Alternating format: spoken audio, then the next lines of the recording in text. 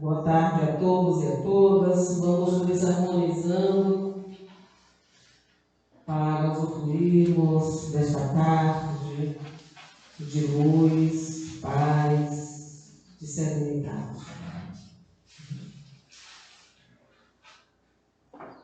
Como sempre, nossos avisos, não é? Após a doutrinária, nós teremos o passe individual.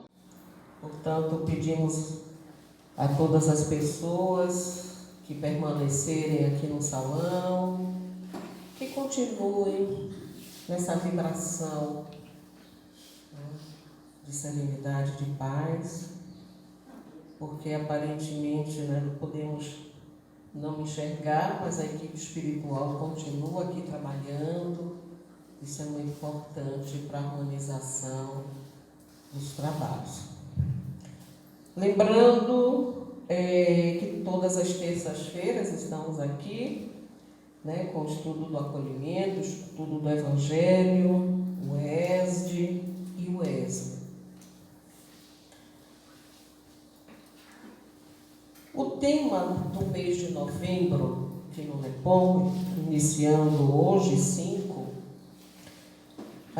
desafios da prática mediúnica.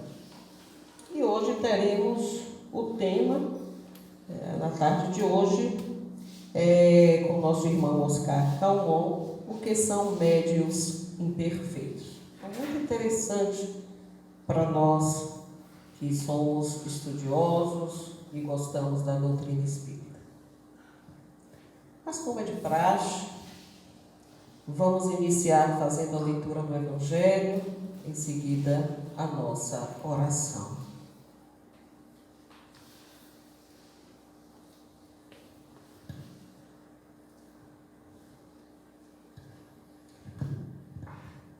Capítulo 5, abri aleatoriamente, item 22. Se fosse um homem de bem, teria morrido. É um subtítulo deste capítulo. Falando de um homem mau, que escapa de um perigo, costumais dizer: se fosse um homem bom, teria morrido.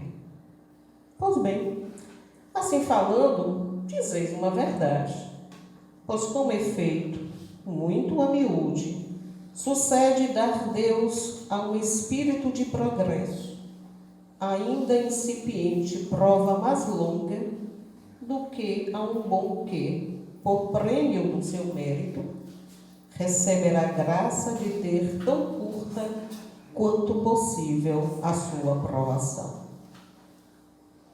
Por conseguinte, quando vos utilizais daquele axioma, não suspeitais de que proferis uma blasfêmia. Se morre um homem de bem, cujo vizinho é mau homem, logo observais.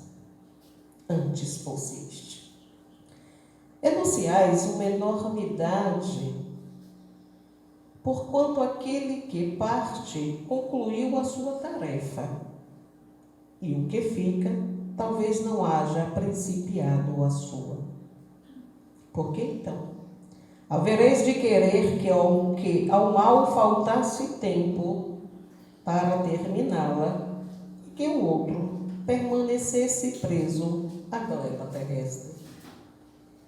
Que direis se um prisioneiro que cumpriu a sentença contra ele pronunciada fosse conservado no cárcere, ao mesmo tempo que restituíssem a liberdade um que a esta não tivesse direito? Ficai sabendo que a verdadeira liberdade para o espírito consiste no rompimento dos laços que o prendem ao corpo e que, enquanto vos achardes na terra, estareis em cativeiro.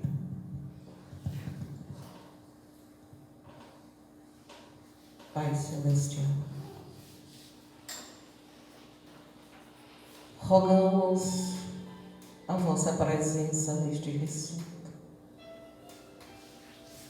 Permita, Pai, a presença do nosso Mestre Jesus, da nossa Mãe Maria Santíssima, de José, de Ismael, de todos os amigos fraternos que estão sempre conosco, nos auxiliando, nos intuindo. E humildemente vos pedimos para que ampare o nosso palestrante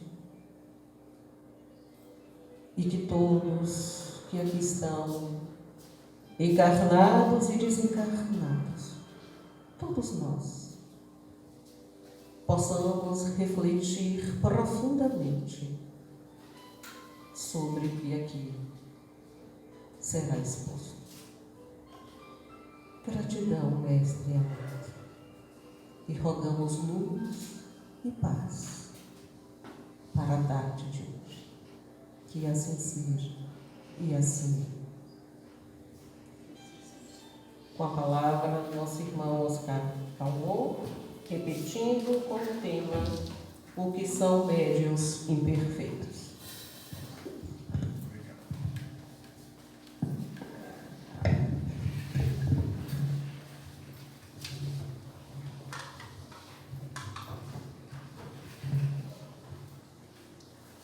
Boa tarde a todos. Jesus nos abençoe. É sempre uma alegria estar aqui nesta casa e, em especial, neste mês em que a casa está falando sobre a mediunidade, nesse mês em que normalmente se fala muito sobre a desencarnação, se fala muito sobre a morte, o mês de finados.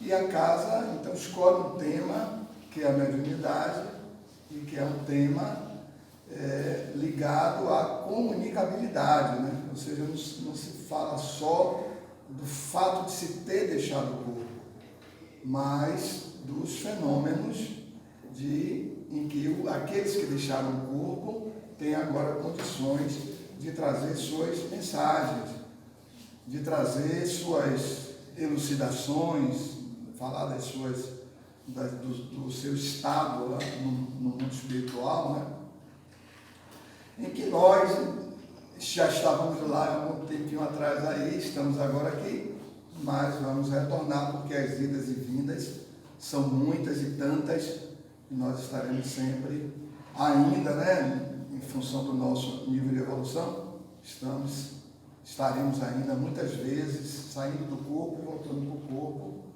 em experiências novas. Agora, as experiências serão sempre novas, mas nós estaremos sendo renovados para as experiências, ou estaremos muito ainda com o nosso psiquismo guardando certas sedimentações nas quais nós vamos responder aos fatos da vida, Então, é muito comum na nossa etapa evolutiva, e a nossa etapa evolutiva, ela é, eu diria assim, muito difícil. Eu acho que ela é, de tudo que eu tenho podido ler, de tudo que eu tenho podido observar, eu falo da minha experiência pessoal, é a mais difícil do ponto de vista evolutivo. É a mais difícil. Porque é uma etapa onde Bezerra de Menezes até se refere a isso, numa obra de Bezerra para vocês, uma psicografia de Valdo Franco, onde ele até se refere a isso. Ele diz que só existem dois homens felizes: aquele que é totalmente ligado às coisas materiais, então naquela etapa ainda onde a consciência ela está numa consciência de sono, então aquelas coisas mais corporais, mais físicas, as conquistas são todas mesmo do campo sensório e tal, esses são felizes porque vão realmente encontrando a sua vivência, o que eles buscam, o que eles querem, e não tem percepção de outras coisas. E ele diz, e os outros são aqueles que já encontraram uma consciência mais espiritual, uma consciência mais de um discernimento muito maior. não é? São os homens espiritualizados. Me recordei agora da expressão dela, quando eu ia falar sobre isso aqui. Mas ele fala disso, esses são os mais seguros, né, dentro das suas propostas. Mas ele diz, todos aqueles que estão em movimento desse polo para o outro polo, estão, por assim dizer, um pouco que à deriva. Não é? Porque imaginemos sempre que você, para caminhar, você dá um passo. O que é dar um passo? É deixar um pé onde você está e deslocar o outro pé para um outro ponto que você não estava. É algo que é novo para você. Né? Então, mas só caminhar representa esse risco, é uma figura, né? Mas que vai dizer, dentro dessa estrutura nossa, porque ninguém caminha com o corpo, nós caminhamos com o psiquismo.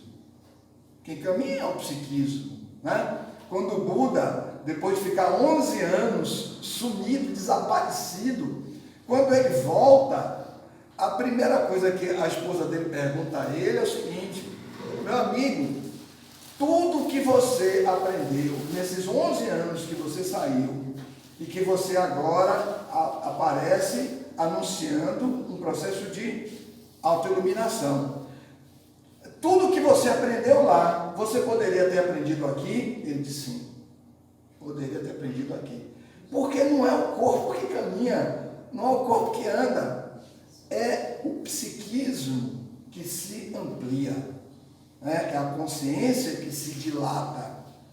Então, há pessoas que estão paradas em uma cama, porque nessa encarnação essa limitação se tornou importante para aquele espírito, né? Se tornou, vem compor um quadro de fatores que de alguma forma realizaram um processo de contenção dele, para que ele pudesse então perceber coisas que, se ele tivesse com muita atividade física, ele não perceberia, né? E outros, ao contrário, estão viajando o mundo, mas ainda são e continuam sendo a mesma pessoa. Né? Mas enfim, então é nesse sentido que todos esses recursos que nos chegam, que se apresentam para nós dentro dessa etapa, e etapa muito difícil, porque é a etapa que a gente precisa deixar o pé que está atrás para dar um passo para frente, né? E nós passamos a ter uma dificuldade bem maior no sentido dessa decisão, porque nós já tivemos o contato com o Evangelho. Né? Já tivemos o contato com o Evangelho. Então, quando não tínhamos o Evangelho, aí estávamos naquela situação ainda dos homens, que se refere a Bezerra de Menezes. Os homens ainda muito instintivos, cumprindo 10 mandamentos, mas 10 mandamentos que são mais para frear: não matarás, não desejarás a vida do próximo, não desejarás seus bens, não dirás falso testemunho, não. Os nãos que compõem o quadro que freia. Mas com o Evangelho surgiu um momento novo dentro dessa trajetória, que é o momento do desenvolvimento das potencialidades internas que nós temos, mas todas à luz do amor. Aí já é algo muito impactante, muito forte, porque implica em renúncias, né? Implica em renúncias. E em renúncia mesmo dos nossos pontos de vista. Mas não vamos entrar nisso hoje aqui, porque a gente vai teria que entrar pelo Evangelho, né? Evangelho a fundo, para a gente ver onde Jesus está dizendo isso e como o nosso quadro de evolução vai se estruturar dentro exatamente do Evangelho, onde lá está tudo.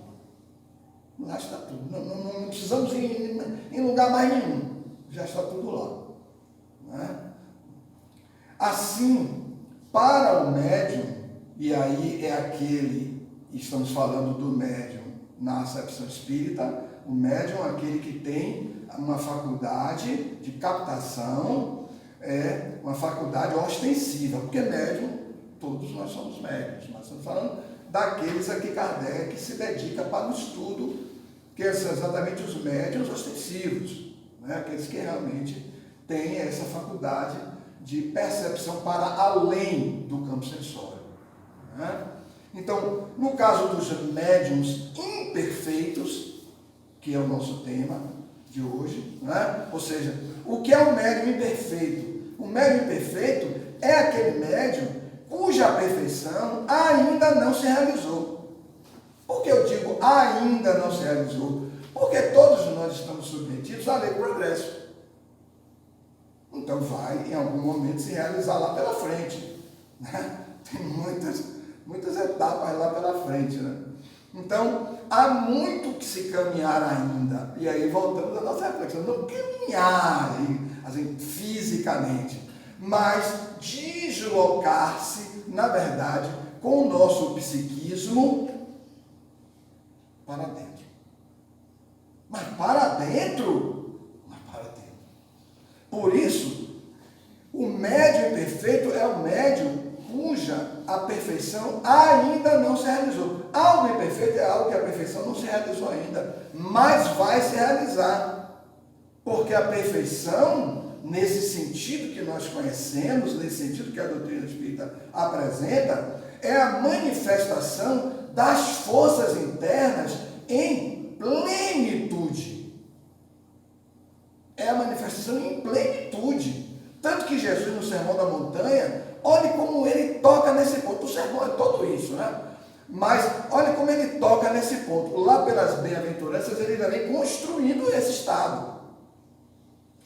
Bem-aventurados, então ele vem construindo trabalho mental, trabalho emocional, trabalho nível da vontade, né? Cada fragmento das bem-aventuranças ele está trabalhando uma potencialidade da alma, né? Trabalha o amor, né? Ele vai trabalhar o amor e tudo isso em plenitude, né? Como ele vai dizer, verão a Deus, filhos de Deus, né? Aquela coisa que poética, aquela coisa belíssima, né? Que quando você lê o sermão e você se eleva em espírito, você quase que consegue captar a vibração do que ele disse.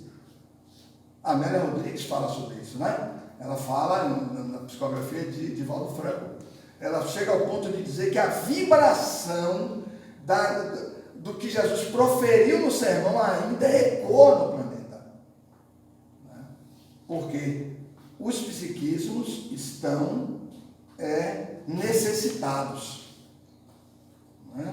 Então, o alimento espiritual está ali. Está grafado na obra, está grafado, claro, está lá. Você não pode abrir para ler. Né? Mas você pode fechar e se elevar com a memória daquilo que você leu e então você vai captando isso. Né? Então, em dado ponto do sermão, ele diz assim, brilhe vossa luz. Brilhe vossa luz. Brilhar a luz é atualizar essas potencialidades. É fazê-las expandir-se para além de você.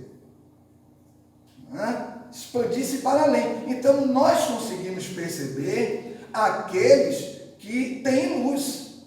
Todos temos luz, naturalmente, mas quando eu falo daqueles que já conseguiram, nesse movimento, traspassar a própria personalidade. Eles já não se detêm na personalidade deles, eles já estão muito mais lá na frente. A personalidade já foi lá para trás. Uns não sabem se comeram naquele dia, não tem outras roupas, não se preocupam muito com essas coisas, não se preocupam com os julgamentos das pessoas, né? Como Jesus diz no Evangelho assim, não vos preocupeis com o dia de amanhã. Né? Que coisa que a gente não consegue trabalhar isso, mas como eu não vou me preocupar e tal, né? E a gente desenvolve um sentido ético muito marcado pela matéria. E aí nós construímos um pensamento materialista. Né? E aí gera o conflito. Olha, isso nós estamos falando da realidade do próprio médium, né? gera conflito. Isso gera conflito, porque tem essas recomendações do Evangelho, amai vosso inimigo, mas como é que eu posso fazer isso? Tudo isso é conflito. Mas conflito daquele que está em deslocamento. Ele está caminhando, ele está andando. Precisando deixar coisas antigas, né? Mas deixá-las realmente, e não apresentar-se com a aparência de que foram deixadas. Porque lá na frente, e aí você está caminhando fisicamente, você tem que voltar, porque não deixou. Mas na verdade, você não tem que voltar, porque passado não é uma coisa, não é um lugar que você tem que voltar. Passado está em você, é intrapsíquico. Não existe passado. Não há passado. Passado é intrapsíquico. É o que você conservou, registrou e valoriza. Jesus fala isso. Aonde estiver o teu tesouro, aquilo que é importante para você, aí estará teu coração. Aí você vai depositar todas as suas forças. É o coração. O que é o coração? Coração, né? Sem coração, não há mais nada. Ninguém vive. Fisicamente ninguém vive. As relações não têm sentido. Uma relação com alguém onde não há o coração depositado naquela relação, não há relação. Há vínculo, há encontros, mas não há relação. Então o coração, quando ele, notem que ele não fala muito do mental, ele não é muito do mental, porque ele sabe que você elabora aqui, mas você vive aqui no coração. 1000 teses, 1000 teorias, né? Mas se você não vive aqui, aquilo não é real. Por isso ele remete-nos a todos ao coração, porque no coração as coisas são reais. Né? Então o médium imperfeito é esse médium do conflito, é esse médium que ainda não fez luz suficiente para ver a meta. Né? Jesus tem uma expressão muito interessante, ele diz assim: eu sou a luz do mundo, quem não andar comigo andará em trevas. Ou seja, você nada vê para além de você. Né? Há uma escuridão, né? Há uma zona de sombra, né? Vamos usar uma linguagem psicológica, né? Para trazer a psicologia para dentro também do nosso... Então há uma zona de sombra interna, onde as coisas não são claras, onde não há claridade, não há visão, não há percepção, não há registro. Então, a nossa meta é Deus. Se não fizermos luz pelo desenvolvimento das nossas potencialidades, e obviamente o amor é a matriz essencial disso, né? Podemos usar muito a inteligência, mas sem amor. Né? Imagine, claro, vamos fazer coisas, elaborar pesquisas muito importantes, experimentos muito importantes, vamos conjugar elementos da natureza que vão formar inventos gigantescos, absolutamente importantes, mas sem amor. Né? Mas sem amor. Então, o médium que não faz luz em torno dos seus passos, né? Vamos usar uma expressão do próprio Chico Xavier, né? E que médium, né? Uma expressão do próprio Chico. O médium que não faz luz em torno dos seus próprios passos, ele não consegue ver o caminho que vai conduzi-lo à meta, que é Deus. Então, o médium imperfeito é o médium cuja perfeição ainda não se realizou. É o médium que ainda não estabeleceu uma disciplina moral. Uma disciplina moral. Né? A disciplina não no sentido do rigor, porque nem tudo que é rigoroso envolve uma ideia de disciplina, mas a disciplina no sentido do deslocamento reto, direto para uma meta. O indisciplinado faz curvas, sai, esquece, né? Se perde, Joana de Ângeles usa uma expressão muito interessante quando ela fala desse nosso movimento, né, para Deus, o deotropismo, né? Ela usa muito essa expressão, deotropismo, tropismo para Deus, né? Então, ela diz assim, que um dos grandes inimigos nossos é exatamente a distração. Nós nos distraímos no caminho, estamos indo, fizemos o projeto no mundo espiritual, planejamento, tudo certinho, né? Ganhamos, fomos submetidos a um trabalho perispiritual, né? Energético. As células nossas se especializam, porque o perispírito guarda essa especialização. Há todo um estudo, há todo um preparo, há todo um investimento. Está aí a obra Os Mensageiros, psicografia de Chico Xavier, de André Luiz, está lá, tudo montado, estruturado, pensado. Os trabalhos que vão ser realizados, né? A equipe espiritual que você vai trabalhar, quando você estiver encarnado, tudo é muito bem preparado, tudo muito bem organizado dentro de uma engenharia. Coisas que iriam interferir no seu livre-arbítrio são afastadas. Olha que não é pouco trabalho, é muito trabalho. Para chegar em um momento azado, num momento específico, você decidir. Porque esse mérito, olha como Deus nos ama infinitamente. Ele nos concede a possibilidade, o recurso de nós escolhermos como queremos crescer. É o livre-arbítrio, né? O livre-arbítrio é a faculdade que o Espírito tem de escolher como quer crescer. Eu não posso escolher não crescer. Não crescer não pode. Porque há uma lei que empurra você para o crescimento, que é a lei do progresso. Não é? Já que a nossa natureza primeira é a natureza crística. Né? A nossa natureza primeira é a natureza divina. Só que nessa caminhada nós criamos uma segunda natureza. Por assim dizer, né? Uma segunda natureza, que é uma natureza viciosa. E aí nós vamos respondendo aos fatos da vida, muitas vezes com essa natureza viciosa, que é a natureza dos desvios da meta. Tudo que implicar num desvio da meta, podem anotar, existe ali uma fuga. E nós precisamos repetir aquilo, e aquilo se torna o que se convencionou chamar de vício, que é um transitar meio que ali em círculo, você não vai para lugar nenhum, né? Você fica se retroalimentando ali até haver algum fato que estabeleça uma ruptura, que pode ser inclusive o próprio cansaço interno daquilo. Porque a natureza de base vai dizer, amigo, não tem mais como, eu não suporto mais. Eu não suporto mais. Tanto sim que temos já de algum tempo, né? Entre as levas dos que vão, dos reencarnam e desencarnam, né? Uma patologia gravíssima que é a depressão.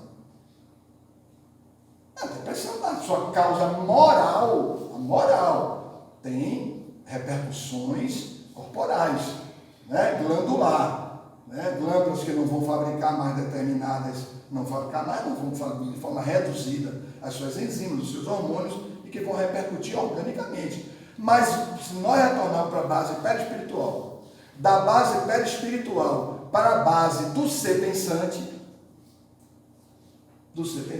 nós vamos encontrar então a causa real, que vai se repercutir sobre os diversos níveis energéticos até chegar na conduta, que é a ação externa, é o fazer, né? O fazimento daquilo que está lá com o conflito interno lá no espírito. A repetição de muitas vidas, consolidação de um pensamento, matrizes energéticas da mente, que a mente é um agregado energético das experiências, e vamos se agregando. Então, essas matrizes muito consolidadas. Então, pessoas muito duras. Como mediunicamente você vai poder trabalhar. É muito difícil. Né? É muito difícil. Então, a vibração do próprio médium já é uma vibração difícil de haver a sintonia com espíritos mais elevados. É médium? É médium. Tem a faculdade captativa? Tem. Mas não tem os recursos internos que possam viabilizar as comunicações, as mensagens mais elevadas.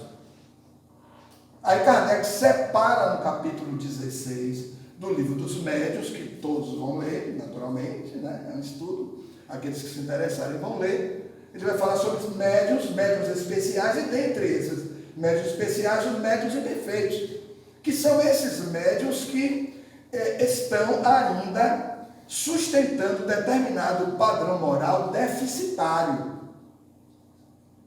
Deficitário, porque estão, de certo modo, perdidos neles mesmos. E então, ele vai classificar esses médiuns como médiuns que não se tornam aptos, né, por assim dizer, não é aptos pela faculdade. A faculdade, ok. Né? Muitos se tornam inaptos para o exercício da mediunidade por um evento que possa danificar o equipamento orgânico, atuar, por exemplo, um acidente, né, um traumatismo qualquer, pode alterar uma estrutura do sistema nervoso, compromete a mediunidade. Tem que ver que grau isso está, mas compromete. Né? Mas a violação aí é do equipamento mediúnico nos seus aspectos mesmos da sua estrutura vibratória. Né? Sua estrutura vibratória. Então, é nesse sentido que Kardec vai dizer que essa função essencial do médium, que é a função de espiritualizar-se pela mediunidade e espiritualizar aqueles que estão em torno do médium, vai ficar um pouco perdida. Você termina se perdendo, né? Porque não é só demonstrar que existe vida espiritual, não é só demonstrar que existe a comunicabilidade, mas é dar o fim útil à faculdade. Né? Um fim útil à faculdade, que é o fim de educar o próprio médium e educar aqueles que estão em torno do médium. E a educação, né, dentro dessa proposta, é uma educação moral. Ou seja, é a educação, um processo de construção e de reconstrução do entendimento do próprio Deus, à luz de tudo que é possível elucidar através da mediunidade. Vejam Chico Xavier, né? Como ele consegue fazer isso, né? Como ele consegue, por todos os meios, se tornar esse instrumento, com renúncias difíceis, né? Complicadas de se fazer, né? Por tudo da vida dele, que todos nós conhecemos, né? Os médios mais estudados, pesquisados, com a vida mais conhecida. Então, o Chico, ele conseguiu perceber isso. Médium educado é pessoa educada. Notem, o médium é o portador das faculdades mediúnicas. Médium educado é pessoa educada. Porque você não consegue separar o médium, né, o médium da faculdade. Porque é uma faculdade. É uma faculdade. Então, à medida que nós nos educamos, e educar-se aí é evangelizar-se, porque nós estamos falando da educação moral, não da educação das instruções, né, das matérias comuns, das profissões. Nós estamos falando da educação espiritual, que é educação moral. As profissões, nós as deixaremos. Vamos deixar o corpo, vamos deixar as profissões. Levaremos todas as destrezas que nós conseguirmos dentro das profissões que nós desenvolvemos. São recursos do Espírito. Aquilo que um médico, por exemplo, aprende sobre a exata interação de todo um sistema corporal é dele. Essa engenharia que é divina é dele. Ele leva essas medidas para onde ele for, porque isso é dele. Ele não vai ser mais médico, né? André Luiz chega no mundo espiritual, quero ser médico, né? É um negócio até curioso. Aí nesse caso disse, não, meu amigo, na sua medicina aqui, tudo bem, mas aqui é outro nível de movimentação, e a saúde aqui é uma outra saúde. A saúde aqui é moral. O passaporte da vida espiritual é um passaporte moral. É um passaporte moral. Que ele é formado, ele é começado a se estruturar na vida corporal. Então, meu amigo, ninguém vai lhe perguntar no mundo espiritual o que você sabe. Não nos preocupemos com isso. Ninguém vai perguntar isso no mundo espiritual. Mas vão lhe perguntar o que você fez com o que você sabe. É diferente. Né? Há pessoas que não leem, não escrevem. Se fosse esse critério, não teria espaço nenhum no mundo espiritual. Mas o fato de não ler e não escrever fisicamente não significa dizer que essas pessoas não tiveram um desenvolvimento moral gigantesco. Né? Às vezes até é bom não ler e não escrever, né? Porque os que leem e escrevem terminam assinando suas próprias sentenças. O livro dos médiuns. Né? Livro dos médiuns. Fala isso. O médium, em toda a comunicação elevada que ele dá, né? Que traz elucidações, etc. Na verdade, ele está escrevendo a sua própria sentença. Por quê? Porque ele teve acesso àquela elucidação. E repartiu com muitos, mas ele não cumpriu. Mas ele não observou. Né? Então, esses médiuns imperfeitos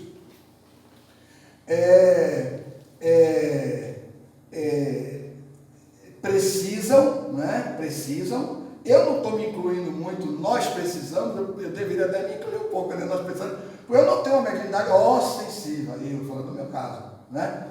Meu processo é mais intuitivo, mas eu digo aqueles mesmos que dão aquelas comunicações mais escritas, mais diretas, né? Mas é prudente que eu também me inclua, né? Nós, os médiuns imperfeitos, já que não fizemos luz plena ainda, né? Então, nós, os médiuns, que estamos transitando ainda pelos campos da imperfeição, né? Nós precisamos ler o livro dos médiuns, né? E a recomendação de Kardec. Temos a nossa base integralmente no Evangelho. Né? Para a gente, então, se movimentar no rumo do melhor aproveitamento da faculdade mediúnica. Não é só vir à reunião. Claro, se você não vem é pior ainda, né? Mas não é só vir à reunião mediúnica, mas é estar na reunião mediúnica com toda a disposição para o trabalho, toda a disposição para o auxílio, todo o campo de abertura para recolher que nova medida moral a espiritualidade vai trazer naquele dia. Lá na avaliação da nossa reunião mediúnica, eu sempre digo isso lá aos companheiros. Né? Não existe reunião mediúnica igual. Não, uma vez, muito tempo atrás, um companheiro falou isso, né? Não, porque as reuniões são mais... Não, não são a mesma coisa, não. Mas quando eu digo não são mais ou menos a mesma coisa, isso eu dizia a ele, eu digo não são a mesma coisa mesmo, são muito diferentes. São muito diferentes. Né? Porque, às vezes, o fenômeno é o mesmo, mas a intensidade do material, da elucidação que foi trazida, é muito maior. A intensidade, o colorido que foi trazido é muito maior. Para tanto, para você perceber que foi muito maior, é preciso que você está preparado. para receber. Prepare. E é rápido. Por que eu digo que é rápido? Porque a encarnação é rápida. A encarnação é rápida. Então, na verdade, tudo é muito rápido. Se você consegue aproveitar logo, se você consegue criar as disposições íntimas para ampliar a abertura da sua percepção, mais você estabelece um progresso pessoal, um progresso moral, e estabelece as bases da sua educação, que serão as bases da sua resistência moral. Aí os espíritos que vão lhe assediar, e aí Kardec vai falar aqui, trazendo uma dimensão, assim, as características dos médiuns que são imperfeitos, né? Item 196 do Livro dos Médiuns, está no capítulo 16, né? Então o item 196, todo ele dedica a esse exame.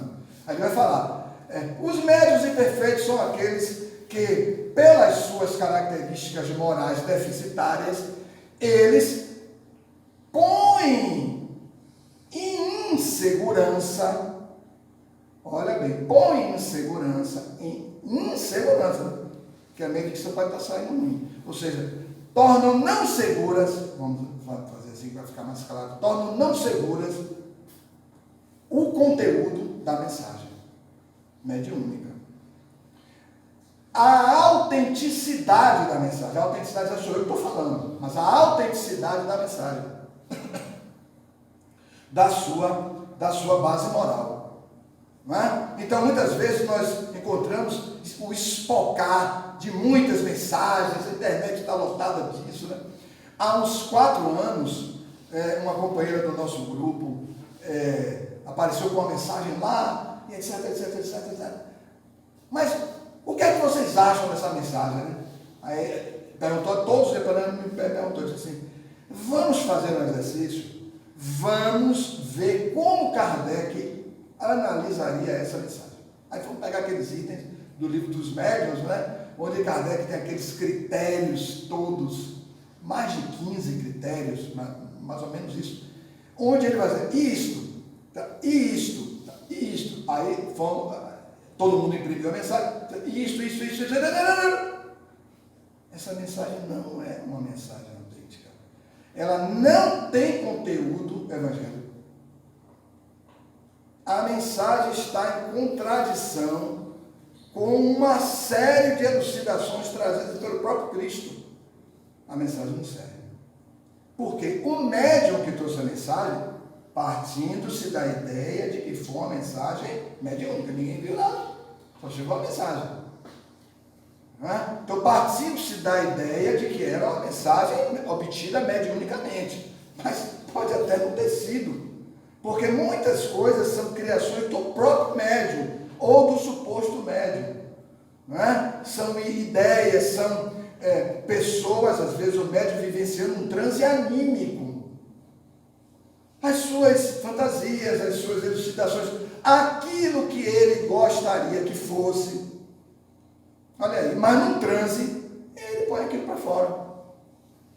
Não é que ele esteja fazendo aquilo com má fé, porque Kardec até, quando trata dos médiuns imperfeitos, ele fala dos médiuns de má fé. São aqueles que têm a mediunidade tal, uma mediunidade específica, num grau específico, porque tem a questão do grau, num grau específico, e ele então, para tornar-se mais vistoso, mais destacado, ele anuncia outras mediunidades que ele não possui.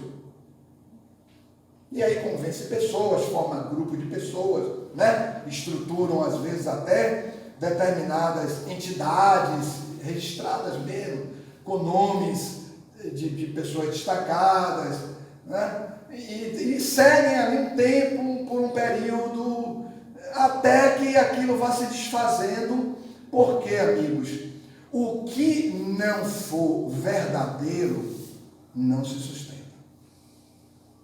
Não adianta. Mais hoje ou mais amanhã aquilo vai se desfazer, porque não é real. E não sendo real, não estabelece o que? Resistência. Né? Então a resistência moral do médium parte mesmo desse, aquilo que vamos percebendo, aquilo que vamos notando, aquilo que o Cristo é a nossa referência, né? Jesus é a nossa referência. Se não tivéssemos a referência, ouvimos falar do amor, mas não tivemos a referência. E como é que faz agora? Mas tivemos a referência. Por isso que, após Jesus, todos nos tornamos responsáveis. Não tem como não ser, não tem mais como eu me evadir da responsabilidade. Porque eu soube, eu vi, ele fez, ele registrou, ele vivenciou, né? Somos responsáveis por não nos tornarmos mais tolerantes. Somos responsáveis. Ele foi tolerante. Veja, ser tolerante não é anuir ao erro. Jesus não anuiu ao erro. Ele não anuiu ao erro de ninguém. Né? Não concordou, não aqueceu ao erro. Mas ele tolerou a convivência com todos que estavam ainda assim se equivocando. Judas o traiu. Quando Judas chega com os soldados, ele diz o quê? Amigo, a que vieste? Quem diria isso? Quem diria isso? Amigo, a que vieste? Ele tratou Judas como um amigo. Não é? Ou seja, é muita elevação. Então, nós que vimos isso, vamos pretender a morte de alguém. Estou na reunião mediúnica, sou médium, mas estou pretendendo a destruição de alguém. Há uma grave incompatibilidade com o próprio processo evangélico, do evangelho. Evangélico no sentido de do evangelho.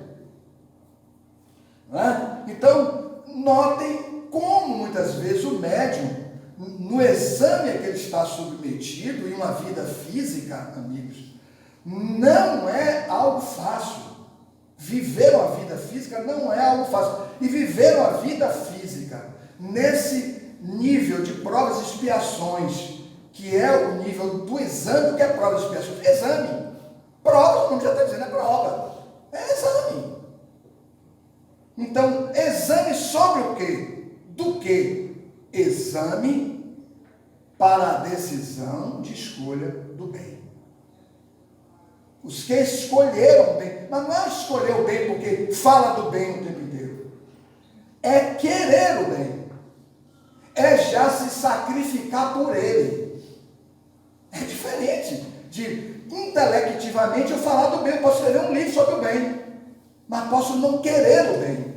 Diante das situações a que eu serei submetido, esse bem desaparece.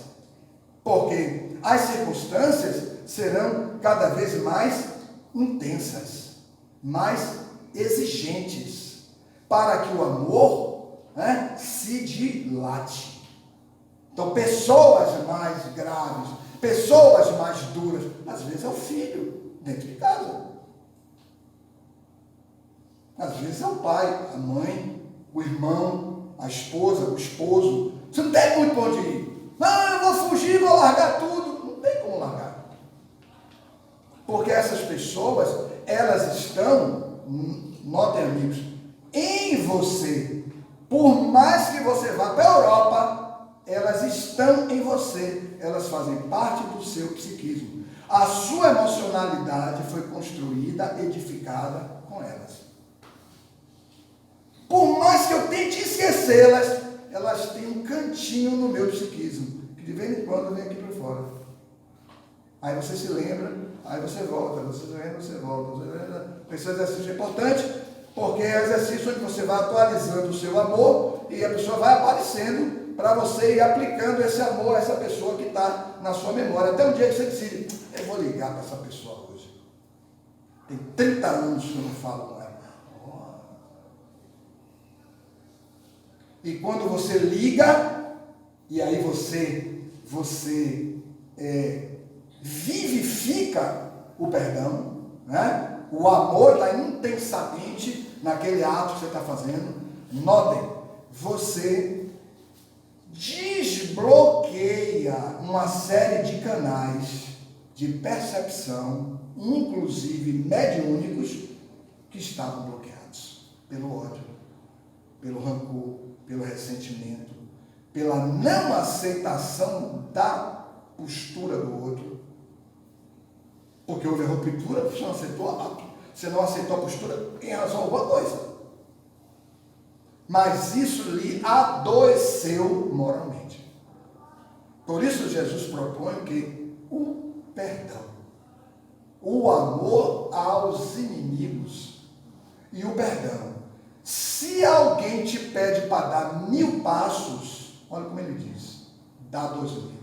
Puxa, eu estava fazendo um esforço para dar 1000 passos. Porque dar 1000 passos com alguém é muita conversa, né? Dar 1000 passos com alguém, né? Ele diz, dá 2000, ou seja, para consolidar mesmo que você venceu aquela dificuldade com aquela pessoa. E você descobrirá que aquela pessoa não é tão ruim assim quanto eu achava que era. Porque ela tem fragilidades. Às vezes nós não conhecemos o passado emocional daquela pessoa. Você não sabe. Mas porque ela manifesta, muitas vezes, um desejo, ou uma ação, ou uma conduta destrutiva, ela tem que ser destruída. É a ética da eliminação, que é a ética materialista. Se um copo não presta, não, esse copo não presta mais, eu jogo fora ele. Mas é um copo. Mas nós vamos jogar fora as pessoas? Se o próprio Jesus apresenta a ética da transformação, ele que acreditou em todos que estavam em torno dele, porque ele sabia que todos iriam dentro da trajetória evolutiva, pela ação das leis, todos eles se modificariam. Não é ele que provoca o encontro com Paulo de Tarso na entrada da cidade de Damasco, é ele que provoca. É como se ele dissesse, Paulo agora, que era Saulo agora reúne as condições internas, porque não são condições externas. Ele era um doutor da lei, um homem respeitado no Sinédrio e tal, mas tudo por caracterizações e títulos e avaliações externas. Mas Paulo já reunia as condições internas, porque Paulo, na verdade, estava na busca, que é o que importa.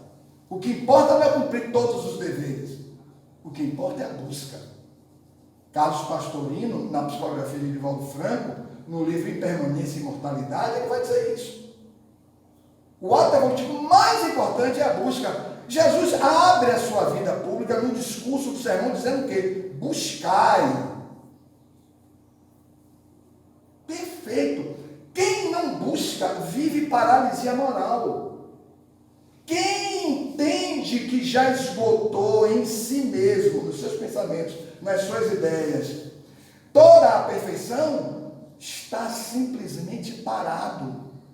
Porque há uma imensidade a conquistar. Notem que eu fiz essa expressão assim para fora, né? Imensidade, não, é imensidade internamente a conquistar. Porque as potencialidades estão em nós. Elas querem se manifestar, mas nós não permitimos. Temos, às vezes, até um impulso de auxiliar alguém, de compreender alguém, mas vem o quê? Uma segunda natureza, que são os pensamentos plantados por fora no nosso psiquismo, que dizem assim, não merece. Mas qual o critério que eu estou usando porque ele não merece? Por isso, por aquilo outro, pelo que fez, pelo que... Então, são os critérios que inibem a fluência do amor. Esses critérios, que são modelos que, para nós encaixarmos as pessoas, nós vamos avaliá-las e vamos dizer, não, você está perfeito. Bom pai, ou boa mãe, ou bom filho, ou bom professor, ou, enfim, bom amigo, bom modelo. E isto é um julgamento. O seu modelo pode estar errado. Aí Jesus diz, meu amigo, não julgueis. Seu modelo pode estar errado. E te digo mais, com o mesmo modelo que você julgar, ou seja, com a mesma medida, um modelo ou medida, com a mesma medida que você julgar, você será julgado. Mas não é julgado por Deus, é julgado por você mesmo. Por isso, nós temos ainda fortemente uma consciência de culpa. Porque aplicamos esses julgamentos a nós mesmos. Imagine, dentro da dinâmica da mediunidade, o que isso representa. Está tudo aqui. Eu trouxe até para ler aqui, para ser fiel à fonte, mas não deu tempo. Então, ele fala, mas leiam, item 196. Médiuns em obsessão simples. Médiuns em fascinação. Ele vai tratar disso. São observações curtas que ele faz. Né? Médiuns subjugados, nível da vontade totalmente comprometido. Médiuns que já nem pensam mais em fazer alguma coisa por alguém. A mediunidade já está toda assediada, toda dominada por espíritos viciosos. Você vai beber, você vai fumar, você vai isso, você vai aquilo, agora agrida aquela pessoa, agora você... Médiuns completamente, as faculdades completamente dominadas num processo grave de interpenetração psíquica. Psiquismos que estão interpenetrados. É como se o desencarnado vivesse uma vida física. Então, pessoas que estão nesse processo, que estão ali com você, etc, mais ou menos um equilíbrio, de repente você, olha, você é isso. Não, você está me dizendo isso por quê? Não, eu que acho. Assim. Completamente fora. Depois a pessoa volta. Volta, quer dizer, volta um pouco a um movimento mais intenso e um recuo. Não é? Porque o indivíduo, às vezes, volta um pouco da lucidez e contrabalança a ação do pensamento do espírito. Pô, mas eu estou dizendo isso, você sabe por quê? Cara, nunca me fez mal nenhum, acabou de me dar um conselho. Cuidado, faça uma oração, tal. Acabou de dar um conselho. Então a pessoa não encontra nenhum motivo pelo qual ela está dizendo aquilo. Né? Então ele vai discorrer médiuns levianos, médiuns descompromissados com a mediunidade. Médiuns orgulhosos, as mensagens deles são as melhores, são as mais especiais. Médiuns envolvidos com suscetibilidades, tudo é ofensivo, tudo é degradante, tudo é... Minha mensagem não pode ser examinada. Quem é você para examinar a mensagem que eu dei? O espírito que se comunica comigo é um espírito muito elevado. Olha, meu amigo, se é um espírito muito elevado, ele não vai se incomodar, porque ele é superior a mim e a você, intelecto moralmente. Ele sabe que nós temos que fazer o exame da mensagem. Se ele é elevado, ele sabe que uma mensagem que guarda a autenticidade precisa ter a sua autenticidade conferida. Porque nós vamos, de alguma forma, captar isso, esse ensinamento, e talvez muitos até se conduzir por isso. Então ele não vai se aborrecer, a mão médium se aborrece. Né? Médios de má fé, médios mercenários, e aí ele começa a discorrer. Eu peço desculpas a você por não ter trazido, mas é a base disso aí. Porque o médium imperfeito é o médium que ainda traduz fortemente um padrão de egoísmo e de orgulho muito intenso. É médium, mas pela sua deficiência moral, ele não consegue fazer as captações e estabelecer associações, sintonias com espíritos bons. Kardec diz assim, o bom médium é aquele que consegue a simpatia dos bons espíritos. Ele não fala, bom médium é aquele que sabe tudo do espiritismo, bom médium é aquele que lê o tratado, ele não diz isso. Bom médium é aquele que consegue recolher a simpatia dos bons espíritos. E aí ele será assessorado pelos bons. E quando os bons estão, com a própria vibração deles, os espíritos mais inferiores se afastam.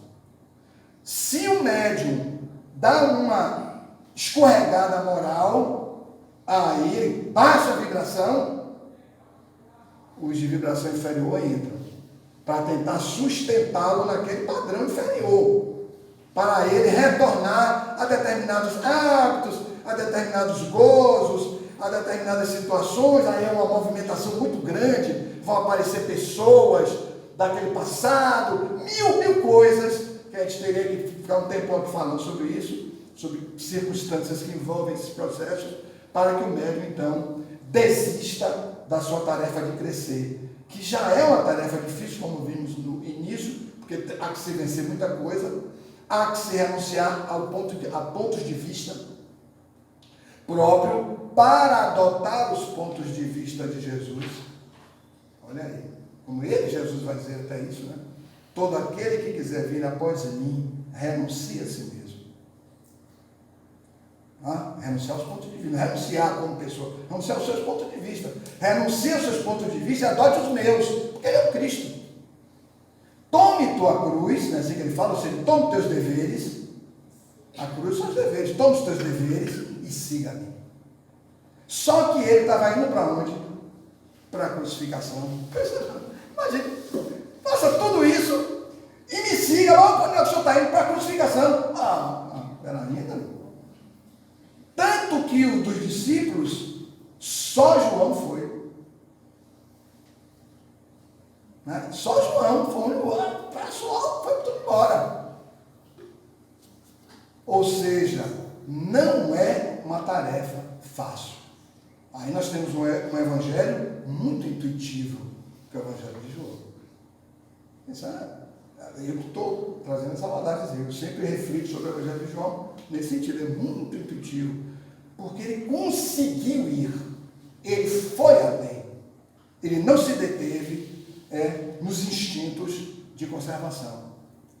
Os outros todos, depois que Jesus volta, dentro do seu processo educativo, ele dizia, eu retornarei, ao terceiro dia eu retornarei, ou seja, um processo educativo. Nota como ele planejou toda a caminhada, os fatos, as situações, e apresentou o amor em todas as situações, e no final diz assim, e eu retornarei no terceiro dia. Ou seja, os que ficarem em dúvida, eu estou dando a vocês a oportunidade de validarem tudo que eu disse. Ele voltou mesmo. Aí os caras aí começaram a trabalhar desesperadamente, né? Produziram muito, saíram e divulgaram o evangelho, porque eles tinham o quê?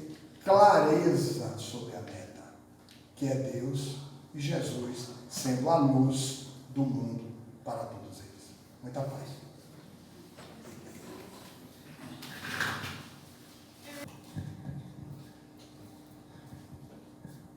A caminhada é longa, né? Depois de tudo que nós ouvimos aqui. Mas há uma felicidade muito grande. Eu falei de coisas assim, ficou até parecendo que, né, era algo, mas assim, só para complementar. Mas há uma felicidade muito grande quando a gente dá um passo. Demos um passo, é uma alegria, né, espiritual muito grande, porque a gente deu um passo, porque esse passo é luz. Termos escolhido a doutrina espírita, né? Já é um passo enorme, conhecer o Evangelho e tentar da melhor forma possível segui-lo. Em nome do DEPOM, expresso a nossa gratidão e esperamos contar com você outras vezes para nós estarmos fazendo grandes reflexões, indo na direção do nosso farol, que é o Evangelho, a nossa luz. Né? Jesus é o nosso grande farol.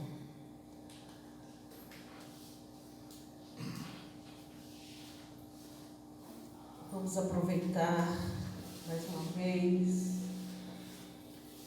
essa oportunidade de estarmos juntos nesta casa de oração. Sentirmos a presença do Cristo, da nossa Mãe Maria Santíssima e de tantos irmãos que aqui estão. Mestre amado, que a tua luz possa cada vez mais iluminar este planeta e os seres que aqui estão na sua caminhada evolutiva. Que possamos, Jesus, internalizar teus ensinamentos, buscando o autoconhecimento e refletindo profundamente sobre os teus atos. Que esta casa de oração continue nos acolhendo e nos proporcionando ensinamentos de tamanha envergadura.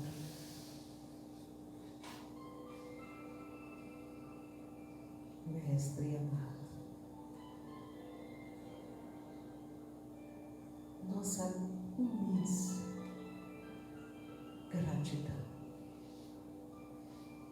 Que possamos perceber que somos luz, que somos amor, que somos paz, que somos um com o universo. E assim, pensar, agir e sentir com amorosidade para conosco e para com todos os seres que habitam este planeta. Muita paz e muita luz. Que assim seja e assim é. Gratidão.